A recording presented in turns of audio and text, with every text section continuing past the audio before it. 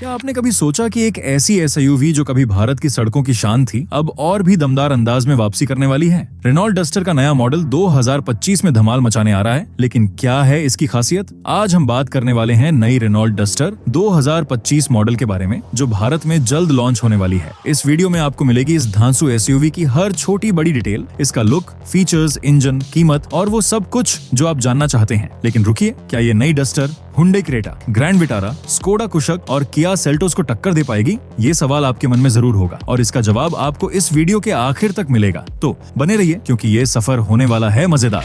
Renault duster की कहानी भारत में कोई नई नहीं है। 2012 में जब ये पहली बार लॉन्च हुई थी, इसने mid size SUV segment create किया था। उस वक्त ये अपने बॉक्सी लुक, दमदार परफॉर्मेंस और किफायती कीमत के लिए जानी जाती थी। लेकिन 2022 में रेनॉल्ट ने इसे भारत में बंद कर दिया और फैंस का दिल टूट गया। लोग सोचने लगे कि क्या डस्टर की कहानी यहीं खत्म हो गई? लेकिन रेनॉल्ट ने अब एक बार फिर सबको चौंका दिया है। नई जनरेशन की रेनॉल्ट डस्टर टेस्टिंग के दौरान भारतीय सड़कों पर देखी गई है और ये 2025 में लॉन्च होने के लिए तैयार है। सबसे पहले बात करते हैं इसके डिजाइन की। पुरानी डस्टर का लुक बॉक्सी और रग्ड था, जो इसे एक सच्ची एसयूवी का फील देता था। लेकिन नई डस्टर में रेनॉल्ट ने इस लुक को और मॉडर्न कर दिया है। स्पाई शॉट्स में देखा गया है कि इसमें वाई शेप की LED day time running lights, नई ग्रिल और एक बड़ी स्किड प्लेट दी गई है। पीछे की तरफ सी शेप की टेल लैंप्स और सी पिलर पर लगे रियर डोर हैंडल्स इसे एक प्रीमियम टच देते हैं। ड्यूल टोन एलॉय व्हील्स और स्क्वायर व्हील आर्च इसे और भी आकर्षक बनाते हैं। ग्लोबल मॉडल की तरह ही इसका साइज भी थोड़ा बड़ा होगा, यानी इसे करीब 4.5 मीटर लंबाई, जो इसे पुराने मॉडल से ज्यादा स्पेशियस बनाएगा। अब आते हैं इसके इंटीरियर पर। पुरानी डस्टर का केबिन थोड़ा पुराना लगने लगा था,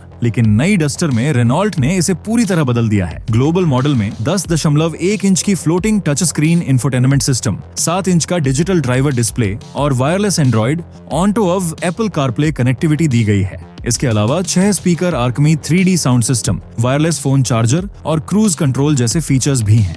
भारत में लॉन्च होने वाली डस्टर में भी ऐसी ही फीचर लिस्ट मिलने की उम्मीद है। कुछ खास फीचर्स जैसे सनरूफ, वेंटिलेटेड सीट्स भारतीय मॉडल में जोड़े जा सकते हैं, क्योंकि भारतीय ग्राहक प्रीमियम फीचर्स को खूब पसंद करते हैं। अब बात करते हैं इंजन की, क्योंकि यही वो चीज है जो डस्टर को सड़कों का बादशाह बनाती है। ग्लोबल मार्केट में नई डस्टर में 3 इंजन ऑप्शंस मिलते हैं। पहला है 1.2 लीटर टर्बो पेट्रोल इंजन, जो 130 PS पावर देता है और 48 वोल्ट माइल्ड हाइब्रिड सिस्टम के साथ आता है। दूसरा है 1.6 लीटर पेट्रोल हाइब्रिड इंजन, जो 140 PS पावर और 1.2 किलोवाट आवर बैटरी पैक के साथ आता है। तीसरा ऑप्शन है 1.0 लीटर टर्बो पेट्रोल इंजन, जो 100 PS पावर देता है। लेकिन भारत में टर्बो इंजन की डिमांड को देखते हुए रेनॉल्ट शायद 1.2 लीटर टर्बो पेट्रोल इंजन ला सकती है, जो पहले से ही निसान किक्स में इस्तेमाल हो चुका है। इस इंजन के साथ मैनुअल और ऑटोमेटिक गियरबॉक्स ऑप्शंस मिल सकते हैं। कुछ रिपोर्ट्स का कहना है कि रेनॉल्ट 7 सीटर वेरिएंट भी लॉन्च कर सकता है, जो इसे और भी वर्सेटाइल बनाएगा, और इसका 7 सीटर मॉडल टेस्टिंग के दौरान देखा गया है। शायद दोनों मॉडल्स को एक साथ लॉन्च किया जा सकता है। अब सवाल ये उठता है कि क्या ये नई डस्टर भारतीय बाजार में अपनी पुरानी पहचान दोबारा बना पाएगी? ये एक बड़ा चैलेंज है, क्योंकि मिड साइज एसयूवी सेगमेंट में पहले से ही Hyundai Creta, Kia Seltos, Maruti Suzuki grand Vitara और स्कोडा कुशाक जैसी गाड़ियां मौजूद हैं। इन गाड़ियों ने अपने दमदार फीचर्स, स्टाइलिश लुक और किफायती कीमतों से बाजार में अपनी जगह बना ली है। उदाहरण के लिए हुंडई क्रेटा का 1.5 litre turbo petrol engine 160 PS power देता है और किया सेल्टोस में भी यही इंजन है, लेकिन उसमें क्लचलेस मैनुअल गियरबॉक्स का ऑप्शन है। दूसरी तरफ मारुति ग्रैंड विटारा अपने हाइब्रिड इंजन और किफायती माइलेज के लिए पसंद की जाती है। ऐसे में रेनॉल्ट डस्टर को इनसे टक्कर लेने के लिए कुछ खास करना होगा। तो रेनॉल्ट इस चैलेंज से कैसे निपटने वाला है? सबसे पहले रेनॉल्ट का फोकस है अपने नए CMF-B मॉड्यूलर प्लेटफॉर्म पर। ये प्लेटफॉर्म न केवल गाड़ी को हल्का और मजबूत बनाता है, बल्कि इसे ग्लोबल सेफ्टी स्टैंडर्ड्स के हिसाब से भी तैयार करता है। इसका मतलब है कि नई डस्टर में बेहतर क्रैश प्रोटेक्शन और सेफ्टी फीचर्स जैसे लेवल 2 ADAS यानी एडवांस ड्राइवर असिस्टेंस सिस्टम मिल सकते हैं।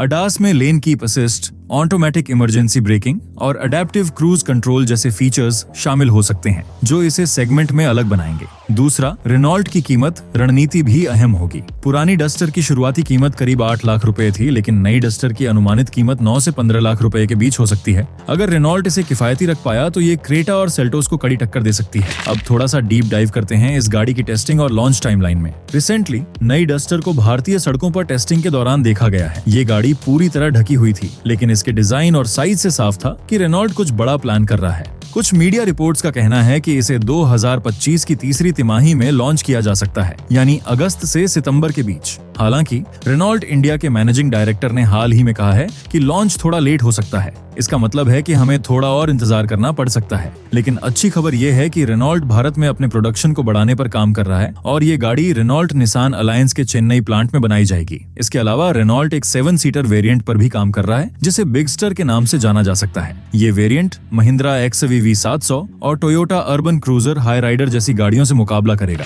अब आते हैं इस गाड़ी की सबसे बड़ी ताकत पर, इसका ऑफ रोडिंग कैपेबिलिटी। पुरानी डस्टर अपने शानदार ग्राउंड क्लियरेंस और 4x4 ड्राइव ट्रेन के लिए जानी जाती थी।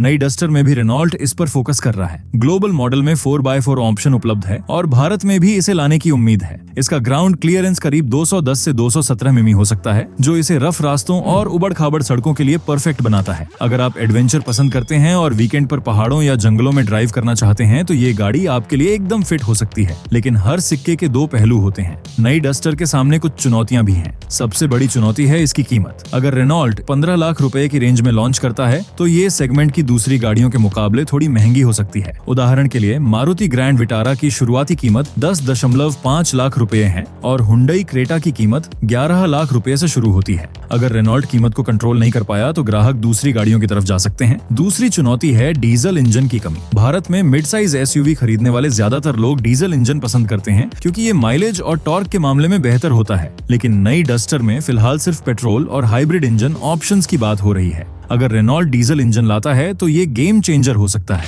अब बात करते हैं इस गाड़ी के क्लाइमेक्स की, यानी वो पल जो इसे सेगमेंट में सबसे खास बनाता है। मेरे हिसाब से वो है इसका मॉडर्न डिजाइन और प्रीमियम फीचर्स का कॉम्बिनेशन। नई डस्टर न केवल स्टाइलिश है बल्कि इसमें वो सारी चीजें हैं जो एक मॉडर्न SUV में होनी चाहिए। बड़ा touch screen, ADAS, hybrid engine और ऑफ रोडिंग कैपेबिलिटी। रेनॉल्ट ने इस बार गाड़ी को भारतीय ग्राहकों के हिसाब से डिजाइन किया है और इसका 7 सीटर वेरिएंट फैमिली वालों के लिए एकदम परफेक्ट होगा। अगर आप एक ऐसी गाड़ी चाहते हैं जो शहर में स्टाइलिश दिखे और जंगल में भी दम दिखाए तो नई डस्टर आपके लिए बनी है। चलो अब सारी बातों को समेटते हैं। नई रेनॉल्ट डस्टर 2025 या 2026 में भारत में लॉन्च होने वाली है और ये अपने मॉडर्न डिजाइन, प्रीमियम फीचर्स और दमदार इंजन के साथ बाजार में धमाल मचाने को तैयार है। इसका CMFB platform, hybrid engine options और 4x4 कैपेबिलिटी इसे सेगमेंट में अलग बनाते हैं। लेकिन इसकी कीमत और डीजल इंजन की कमी कुछ ग्राहकों को सोच में डाल सकती है। फिर भी रेनॉल्ट का ब्रांड वैल्यू और डस्टर की पुरानी पॉपुलैरिटी